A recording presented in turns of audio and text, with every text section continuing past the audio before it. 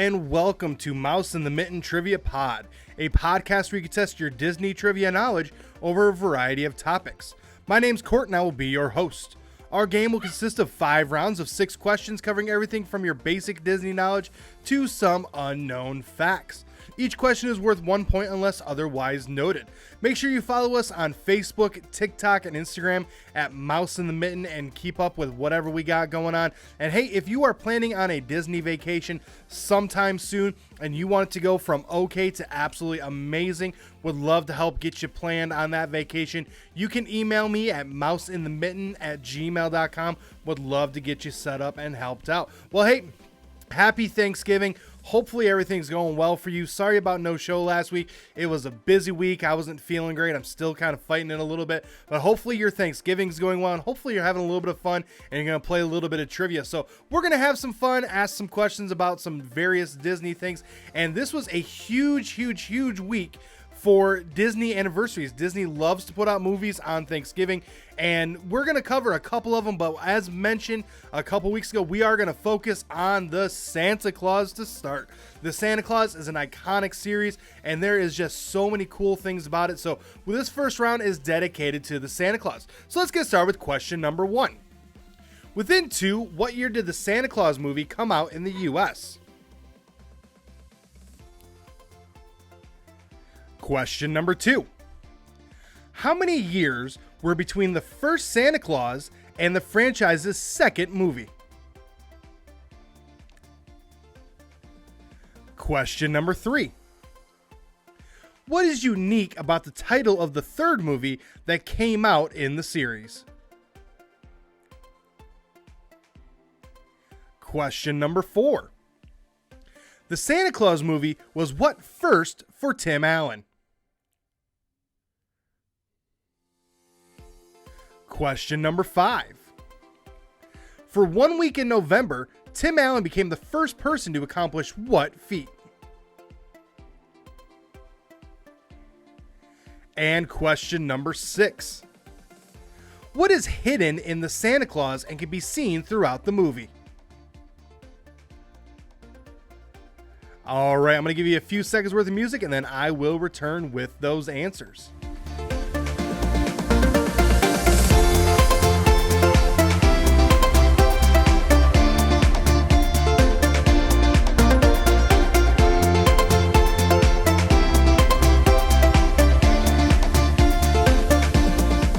Let's get you some answers here on the Santa Claus. So question number 1. Within 2, what year did the first Santa Claus movie come out in the U.S.? Well, it officially came out on November 11th, 1994. So in order to get the point there, you would have had to say between 1992 and 1996. I know, hard to believe, but that movie is turning 30 years old next year. I can't believe it.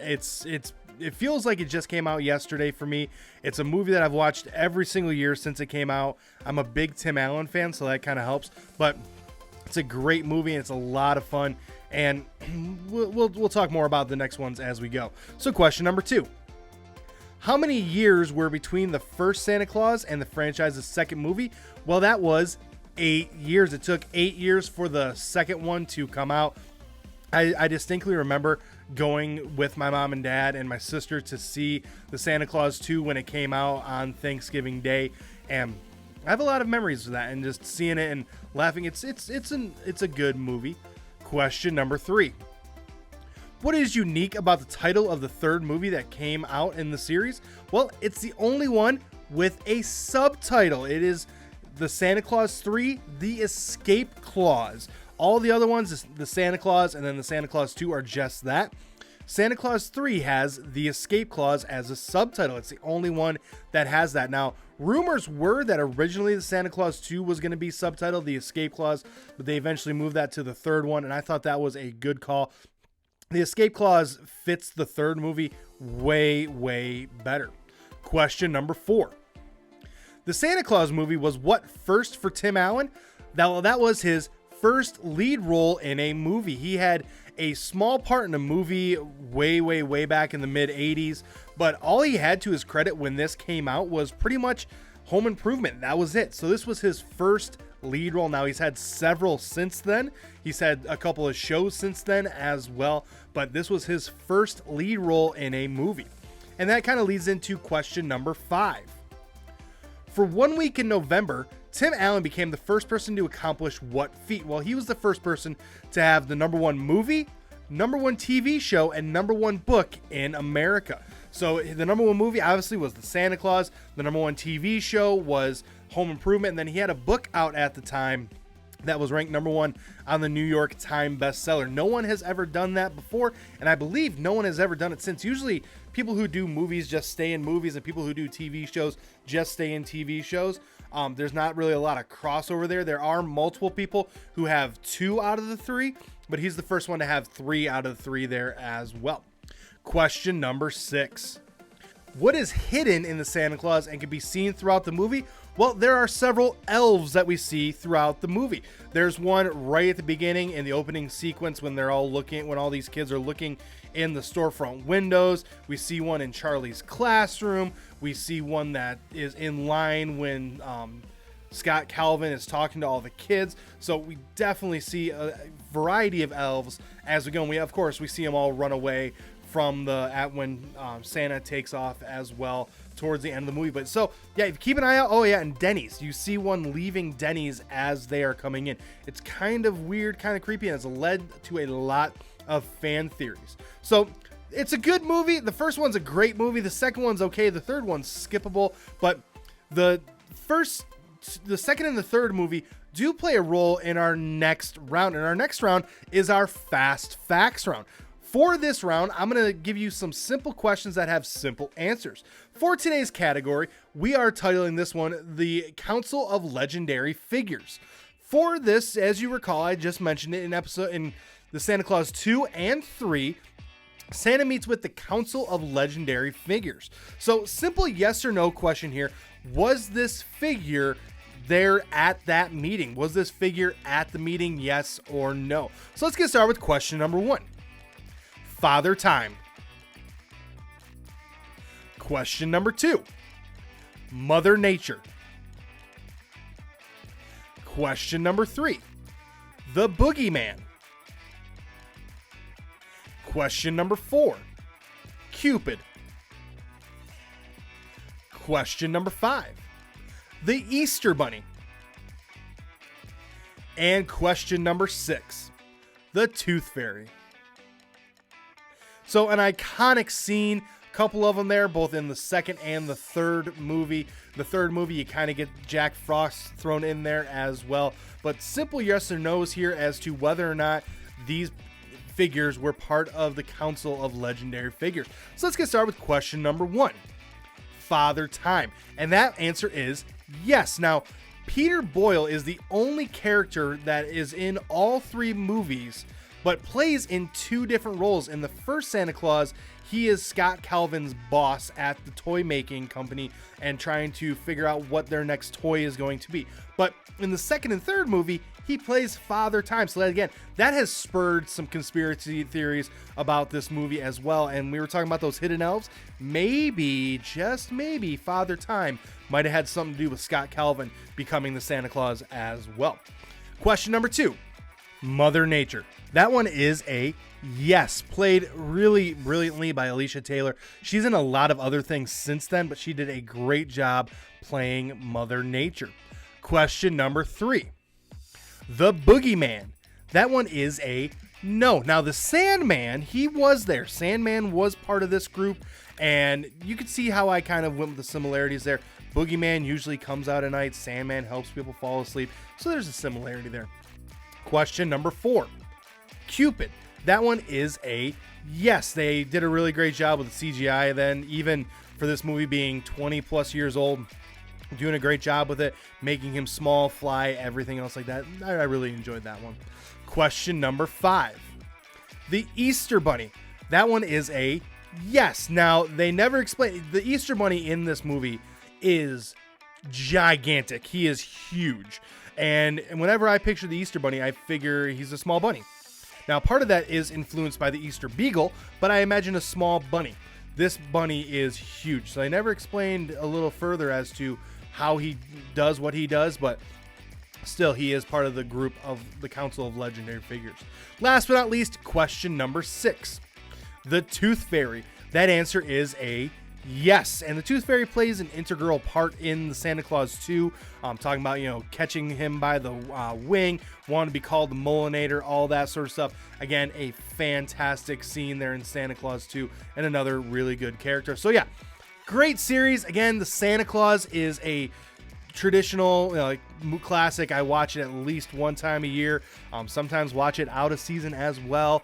Santa Claus 2 is good as well. Santa Claus 3 is skippable. The series, it's the mini series on Disney Plus. It's okay. This season has Gabriel Iglesias, so that kind of has me piqued my interest. But definitely, the Santa Claus is a classic Christmas film, and if it's not on your list, make sure you add it to your list. Continuing on now into round number 3, and round number 3 is our Connecting the Circles round. For this round, I will give you 5 questions that may or may not be Disney related, but the answers do relate somehow to Disney. And that's going to be your 6th question, is what is the connection? So let's get started with question number 1. What is the title of the Disney movie set to come out on November 22nd? Question number 2. What do we call the images we see while we are asleep? Question number 3. What is the nickname for the basketball player Irving Johnson, who is known for his rivalry with Larry Bird in the 80s and early 90s? Question number 4. What one-word title was the name of a song released by Mariah Carey in August 1995 and was the first single from her Daydream album? And question number 5. What 2017 movie stars Julia Roberts and Owen Wilson as the parents of a boy with facial deformities who teaches others about acceptance and compassion? And question number 6 is what is the connection between those answers? I'm going to give you a few seconds worth of music, and then I will return with those answers.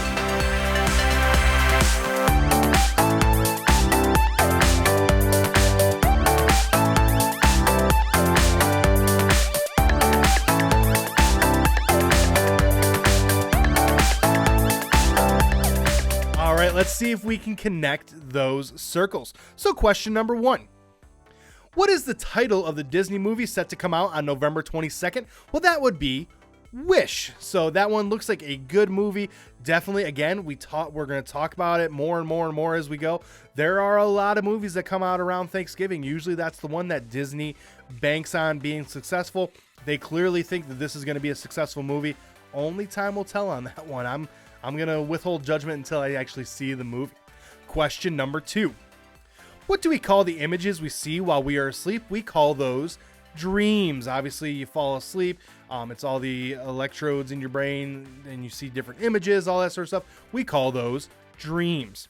Question number 3. What is the nickname for the basketball player Irving Johnson, who is known for his rivalry with Larry Bird in the 80s and early 90s? He was the catalyst for the Showtime Lakers. That would be Magic, Irving Magic Johnson. He is definitely one of the images that people get when they think of people from Michigan. He is from Michigan. He played at Michigan State University, but he spent his entire professional basketball career out in LA, but he's been back to Michigan several times, but he's definitely a legendary basketball player. Question number 4. What one-word title was the name of a song released by Mariah Carey in August 1995 and was the first single from her Daydream album? Well, that would be Fantasy. Definitely one of her better known songs. Definitely was kind of at her peak there as well. When we're talking about 1995, that is peak Mariah Carey for sure. And shortly thereafter is when we heard that iconic Christmas song come out as well. And last but not least, question number 5. What 2017 movie stars Julia Roberts and Owen Wilson as the parents of a boy with facial deformities who teaches others about acceptance and compassion? Well, that would be Wonder. It's not a Disney movie, but man, it is a great movie. If you get the opportunity to see Wonder, to watch Wonder, it is fantastic. 10 out of 10, I recommend. It is a great movie. another one where you're gonna need some Kleenexes, prepare the tissues. So we had answers such as wish, dream, magic, fantasy, and wonder. Well, the connection there, those are all the names of the Disney cruise ships. Now, if you have not heard, Disney cruise ships are celebrating their 25th anniversary, and they are a fantastic way to have a family-friendly cruise, be able to have a family-friendly vacation, and have a vacation in which you know where everyone is. It's a great trip. It's a lot of fun. If you are interested in booking a Disney cruise, would love to help you get that set up. But these Disney cruises are fantastic, filled with so much fun. Doesn't matter if you have little ones or all the way up to adults. There's plenty of entertainment and things to do. So if you have the opportunity to go on a Disney cruise, highly recommend. But the connection there, those are all the names of those ships. Continuing on now into round number 4. Round number 4 is typically reserved for movie anniversaries, and that will be true today. But so will round 5. Round 5 will also be a Disney anniversary, and we're going to talk about 2 movies that were integral into the Disney Renaissance era. Round 4, we're going to talk about The Little Mermaid. Round 5, we're going to talk about Beauty and the Beast. Now, as mentioned, there were a ton of movies that came out during Thanksgiving. These are just 2 examples that came out around Thanksgiving that Disney really utilized the popularity of seeing movies as a family on Thanksgiving and really helped to push these movies.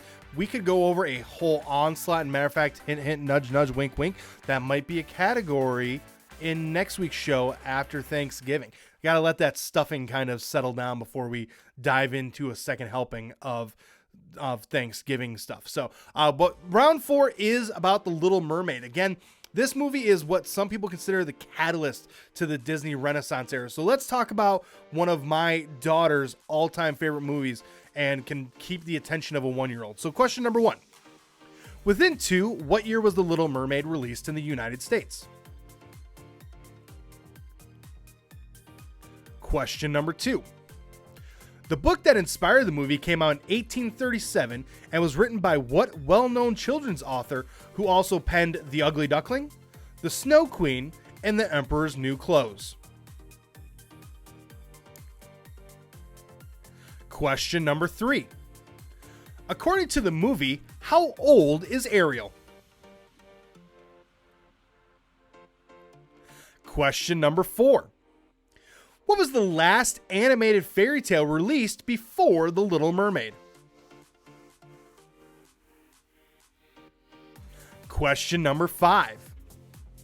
According to the 2000 direct-to-video sequel, The Little Mermaid 2: Return to the Sea, what is the name of Ariel's daughter? And question number 6.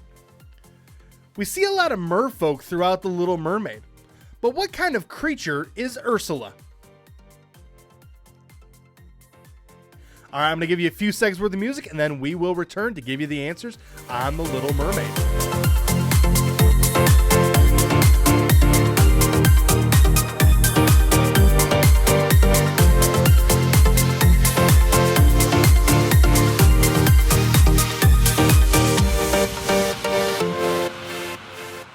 All right, let's get you some answers here on The Little Mermaid. So question number 1. Within 2, what year was The Little Mermaid released in the United States? Well, it was released on November 17, 1989. So in order to earn the point there, would have had, say, between 1987 and 1991. Now, one of, I guess you can kind of call it my pet peeves. Oftentimes, people say, oh, the Disney movies of the 90s were amongst the greatest Disney movies ever made. And yeah, they are correct, but then they lump in Little Mermaid. Technically came out in 89. It was close, though. By about a month and a half, it would have came out in 1990. But technically, it did come out in 1989, though I can see why we lump. And it's, again, part of the Disney Renaissance era for sure. It's kind of the movie that a lot of people think kind of kicked off that era. Question number 2. The book that inspired the movie came out in 1837 and was written by what well-known children's author who penned The Ugly Duckling, The Snow Queen, and The Emperor's New Clothes? Well, that would be Hans Christian Andersen. Now, The Snow Queen is the inspiration behind Frozen as well, but Hans Christian Andersen definitely wrote a lot of kids books in 1837 and beyond. It made me, he was doing that when he was like 20, 25, 27, 30 years old. Kind of made me feel like, oh, maybe I should start writing kids books and see how it works out, because Definitely far more accomplished than I was at that age. Question number 3. According to the movie, how old is Ariel? She is 16 years old. This is one of the few movies where not only do we know how old Ariel is, we see her signature. Not very many princesses do we see their signature. All the signatures that you see that they sign in Disney and that sort of stuff, the characters sign, they are based on what they think the signature would look like. This is one where we actually see what Ariel's actual signature looks like when she signs the scroll for Ursula. It's kind of a unique thing that Disney put in there for this movie. Question number 4. What was the last animated fairy tale released before The Little Mermaid? Well, believe it or not, you're going to have to go way back to Sleeping Beauty in 1959. It had been 30 years since Disney had released a Disney fairy tale. In the 70s, they did a lot to do, and 60s as well. They did do a lot more with animals and that sort of stuff, but they weren't fairy tales. They weren't based on fairy tales. This one was the first one in 30 years that they released that was based on a fairy tale. Makes it a little bit unique, and again, probably why some people think this is the movie that was the catalyst to that renaissance. Question number 5. According to the 2000 direct-to-video sequel, The Little Mermaid 2: Return to the Sea, what is the name of Ariel's daughter? Well, her name was Melody. Kind of makes sense. Obviously, one of the things that Prince Eric fell in love about her was her ability to sing. Melody, that kind of fits that one as well. So I like the name of Melody. Last but not least, question number 6. We see a lot of merfolk throughout The Little Mermaid, but what kind of creature is Ursula? She is a Cicalia. That means that she is half human, half octopus. So we see a lot of merfolk where Ursula and the Cicalia and the merfolks, they all have the same thing where the top half is human, but the merfolk, the bottom half is fish. Cicalia, their bottom halves are octopus. So again, just that is what makes her the perfect villain for this movie. Makes her just the same but different, and allows her a chance to stand out. And in lore, those sort of creatures are seen as kind of the bad guy, the kind of the evil spirits of the sea. So I can see how those two work together really, really well. Well, no doubt about it, The Little Mermaid is a great movie, and no doubt about it, definitely rewatchable as well. Wrapping up today's game, we're going to finish up with Beauty and the Beast. Again, another great movie that has done so much for the Disney organization, and definitely one of those movies that I think everyone has some sort of connection to. So all these questions have to do with Beauty and the Beast and all the fun that goes along with it. So let's get started with question number 1. Within 2, what year did Beauty and the Beast premiere for the US? Question number 2.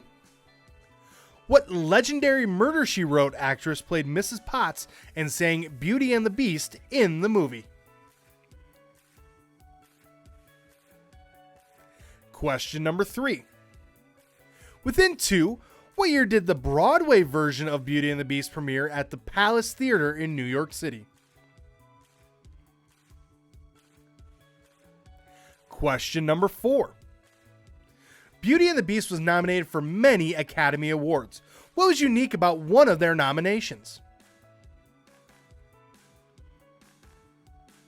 Question number 5. Who helped write the music for Beauty and the Beast but passed away before the premiere and has the movie dedicated to him?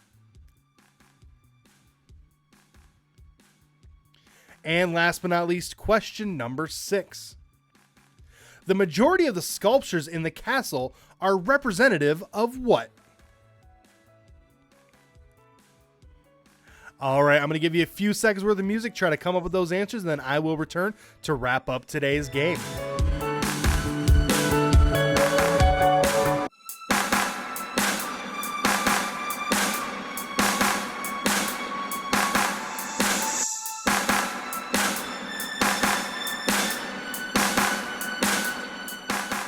Let's wrap up today's game with a little bit of fun on the Beauty and the Beast. So question number 1.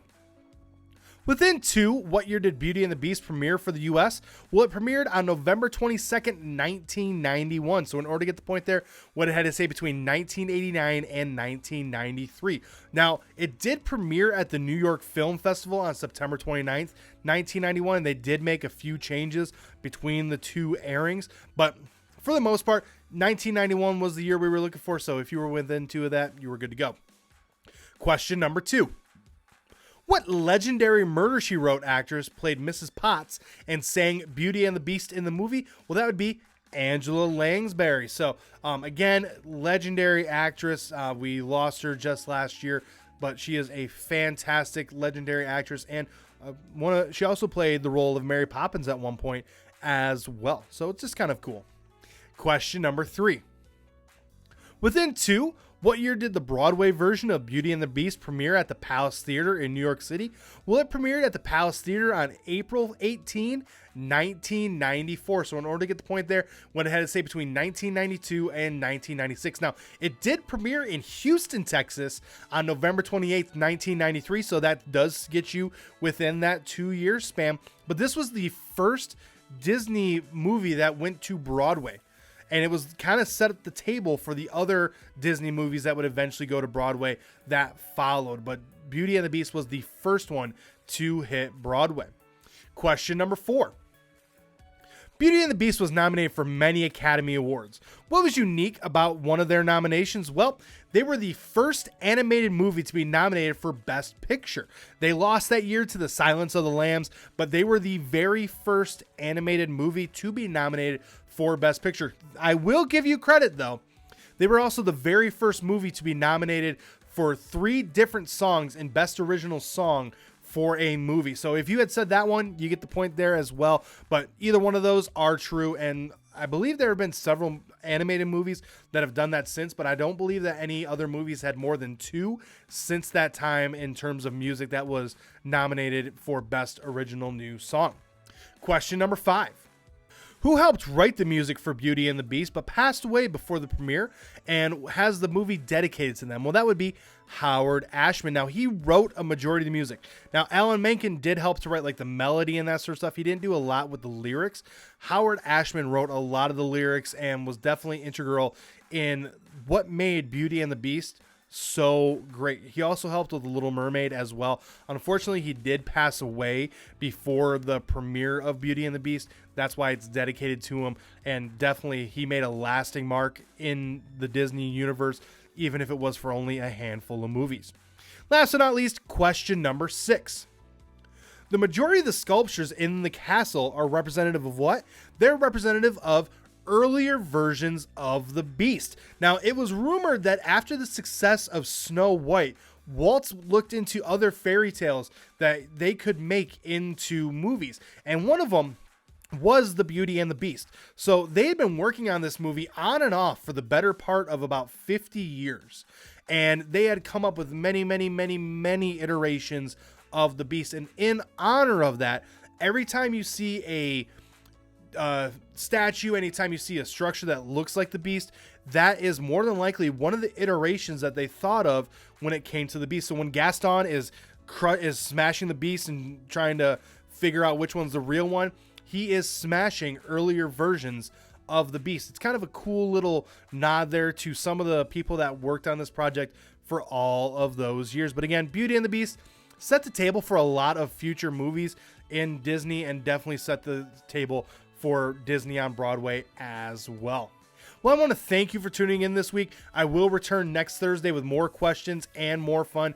If you are not already following us on Apple or Spotify, make sure you give us a follow. If you're following us over on Apple, make sure you select to automatically download. If you're following us here on YouTube, make sure you subscribe, hit that bell, turn on the notifications, give us a thumbs up, leave a 5-star review wherever you can if you're listening, and let us know in that 5-star review or in the comments down below what was your score. Make sure you're following us on social media at Mouse in the Mitten on Facebook, on Instagram, and TikTok, and also that's our YouTube channel as well. And again, if you are planning a Disney vacation, need a little bit of help, would love to get that planned for you, would love to get you taken care of, you can email me at mouseinthemitten@gmail.com. But hey, again, happy Thanksgiving. We are officially kicking off the holiday season, so hopefully you have a safe and great Thanksgiving. But my name's Court, the dog's name is Milo. I appreciate you tuning in, and I will see you next time.